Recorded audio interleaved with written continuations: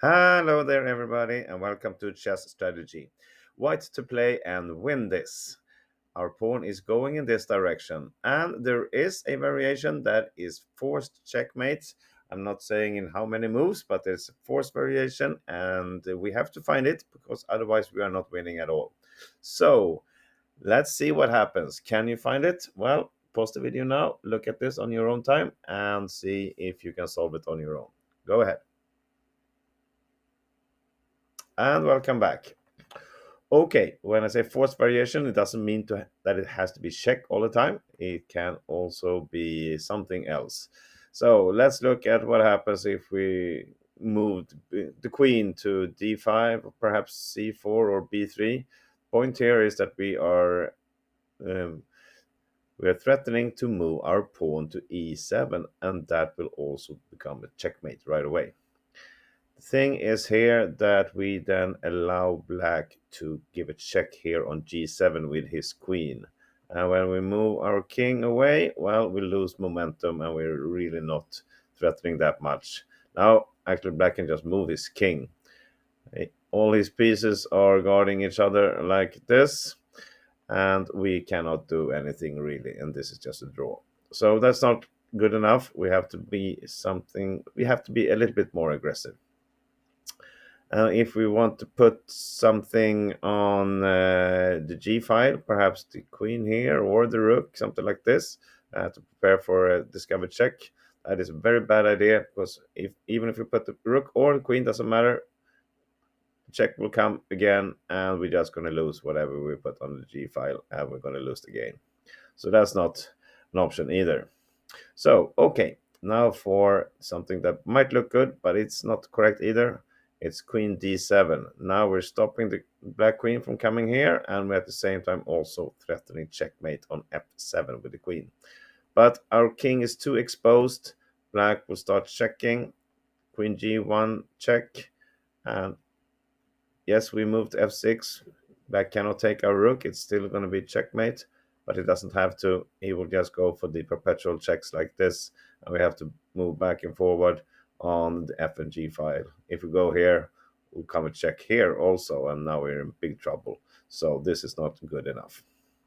So instead, the correct solution, the starting move is a fantastic, beautiful rook sacrifice.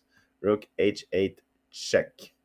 And now I think you all see what happens if black grabs this with his king.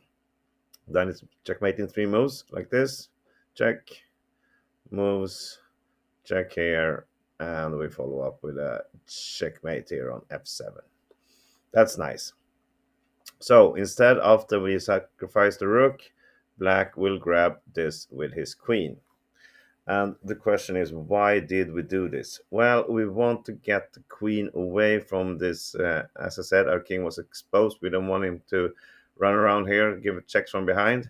Now we put him on in the corner, which we cannot do much. And now we follow up with queen d7. Again, threatening the checkmate on f7 here. And if the queen moves away somewhere, so creates the space for the king, well, it's going to be checkmate just in two moves, like this. But we're not done. We're far from done. Black can try to guard this square here, f7. If it tries to move the knight here, well, then we're going to just give a check here, and knight comes down, we grab it, the bishop comes in between, and we follow up with a checkmate like this. But there one more variation, and this is the tough one. What if black now sacrifices his knight to put it on d8? Now he's guarding the checkmate here on f7, and it's white to move, and it's a little bit harder than you think. So here's a chance for you again to pause the video and see if you can find the checkmate from this position. Go ahead. And welcome back. Okay, so the obvious move to just grab here is not winning. If we do this, black will put his bishop on f8, and we now face the fact that black will get his queen here or here and start checking. So something like this is just too slow. there will be a check. They will grab this pawn and we are not winning. Or if we go here and trying to get the checkmate here, black will just get his checks and then we're out of chance.